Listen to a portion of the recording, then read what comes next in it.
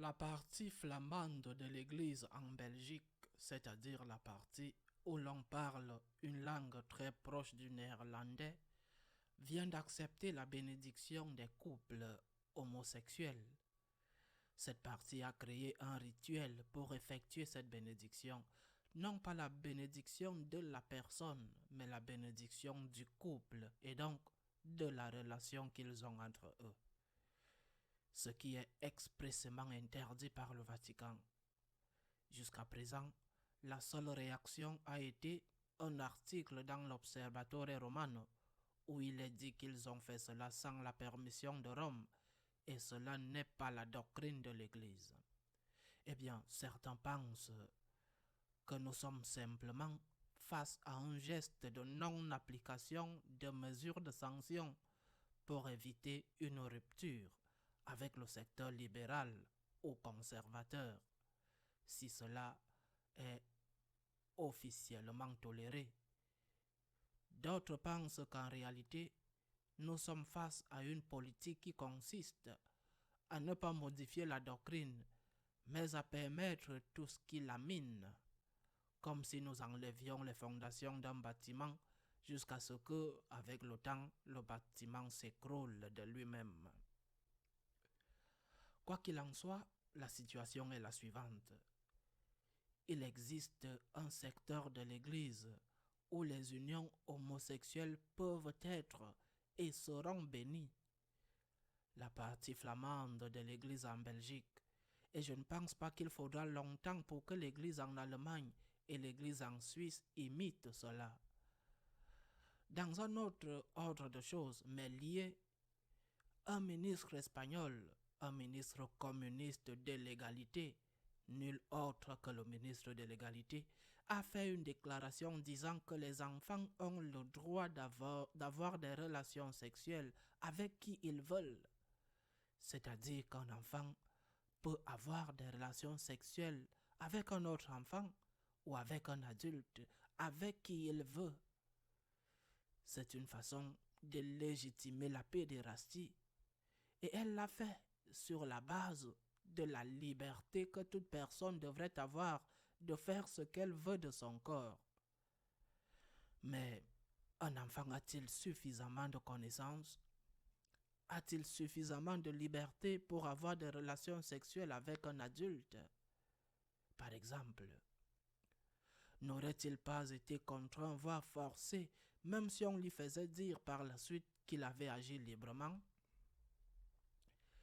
Il y a quelques jours, l'évêque de Ratisbonne, Monseigneur Voderlotzer, l'un des rares évêques allemands à avoir toujours voté contre les conclusions de la 4e assemblée du synode allemand, a publié un article intéressant sur la dérive de l'Église en Allemagne vers un autre type d'Église.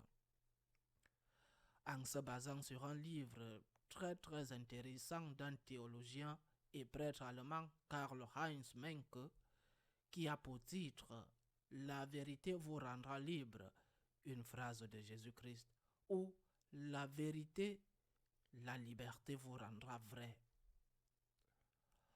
Voderholzer a réfléchi aux affirmations de Menke. Comment il est arrivé à cette affirmation? Est-ce la liberté qui te rendra vrai? En partant de la philosophie de Kant, selon laquelle chaque personne a le droit de décider de sa vie, ce qu'elle veut, pour autant que cela s'inscrive dans le projet qu'elle a fait de cette vie, c'est-à-dire l'autonomie complète, l'indépendance complète de chaque personne pour établir elle-même les règles morales qu'elle doit suivre dans la vie. Donc, la liberté exaltée par-dessus tout. Mais cette liberté extrême, est-elle vraiment libre? Une liberté qui n'accepte théoriquement aucune autorité extérieure à elle-même, est-elle réellement libre? Ou n'est-elle libre qu'en apparence?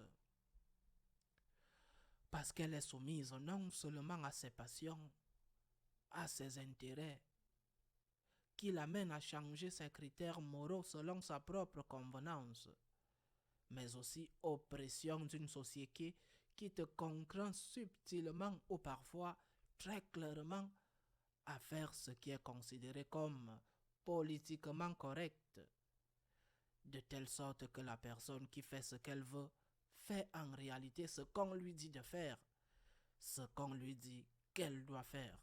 Et dans le cas de l'Église, dans le cas des catholiques, une Église pour laquelle la conscience n'est plus conditionnée et acceptée volontairement, ce conditionnement par une source normative extérieure, normative qui est la révélation, la conscience n'est plus conditionnée et a accepté volontairement ce conditionnement par une source normative externe, qui est la révélation, avec ces deux ingrédients, l'écriture et la tradition.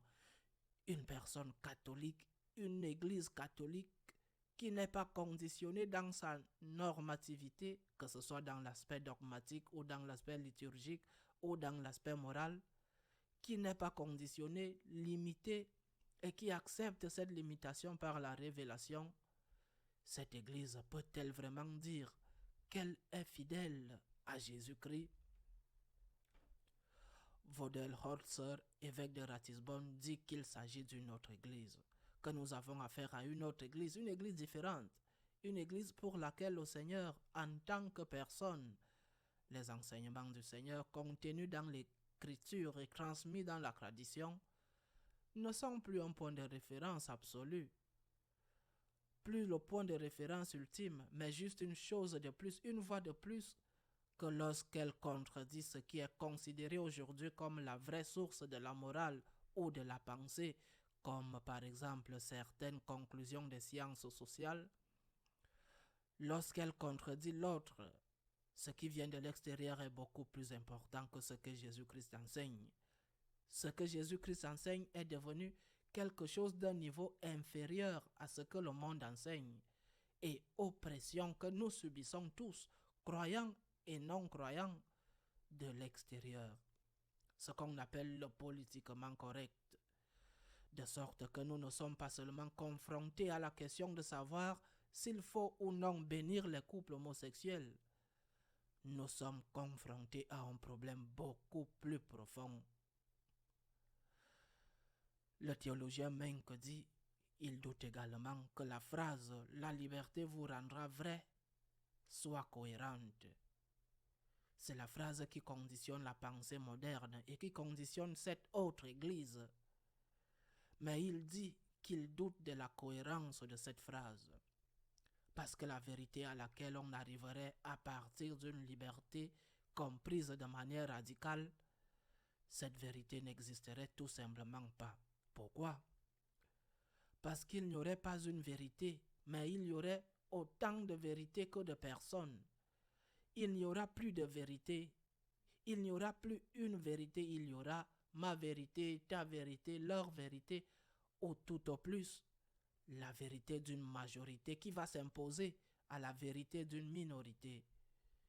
Chacun aurait sa propre vérité selon ses propres intérêts ou selon ce qu'on lui a fait voir avec ces pressions sociales qui sont aujourd'hui plus fortes que jamais, surtout grâce aux médias qui exercent un véritable lavage de cerveau. Il suffit de penser à ce qui s'est passé ces dernières années.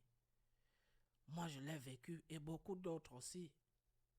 Nous avons vécu, nous avons vu, nous avons appartenu à une société dans laquelle l'avortement était un crime. Il l'était jusqu'à une date relativement récente. Puis, il a été dépénalisé. Il était un crime, mais il n'était pas puni. Il a été dépénalisé et maintenant, l'avortement est un droit. En quelques années seulement, l'évolution a été si rapide qu'il est passé du statut de crime à celui de droit. C'est exactement ce qui se passe en ce moment avec l'euthanasie. Et à en juger par les propos de ce ministre communiste espagnol, c'est aussi ce qui va se passer dans peu de temps avec la pédérastie. De crime, elle va devenir un droit. Pourquoi? Parce que la vérité ne compte plus pour rien. Elle n'existe pas. C'est-à-dire que la liberté comprise de manière radicale ne conduit pas à la vérité. Elle conduit au libertinage. Et cette Église qui a cessé de prendre la révélation comme norme objective, suprême pour décider de son dogme, de sa liturgie et de sa morale, j'insiste, l'écriture et la tradition, toutes deux, eh bien, cette Église n'a plus Jésus-Christ comme point de référence. Elle a comme premier et plus important point de référence ce qui vient de l'extérieur, ce que le monde lui dit, ce qui est politiquement correct. Et elle n'enseigne pas à ses membres, les catholiques, à résister à cela, mais à s'y soumettre. Cette Église qui accepte non seulement la bénédiction des couples homosexuels, mais accepte aussi le sacerdoce féminin, qui acceptera tout ce qu'il demande en Allemagne. Cette Église qui n'a plus le Christ comme référence, pour laquelle il n'est pas vrai que la vérité est le Christ, et enseigne le Christ, que la vérité nous rend libres, mais qui pense que c'est la liberté, le libertinage, c'est-à-dire la liberté radicale qui nous rendra vrais, la liberté radicale qui nous rendra vrais, mais dans le sens de la vérité, entendue comme ce qui convient à chacun. Cette Église, comme le dit Monseigneur Vodelhorser, a cessé d'être catholique. Elle n'est plus une Église catholique, et voilà la question qui se pose. Combien de temps devrons-nous supporter la fiction douloureuse qu'il n'y a qu'une Église, une seule catholique? Combien de temps devrons-nous supporter cette fausseté qu'il n'y a qu'une seule Église catholique, alors qu'en réalité, il y a deux Églises qui deviennent de plus en plus distinctes l'une de l'autre? Une Église qui veut être fidèle au Christ, qui accepte le Christ comme Dieu, comme Seigneur, comme vrai Dieu et vrai homme, comme maître. Et une Église qui met le Christ de côté pour se soumettre au monde et être docile à ce que le monde veut qu'elle croie et veut qu'elle fasse. Combien de temps devrons-nous supporter cela? À la semaine prochaine, si Dieu le veut.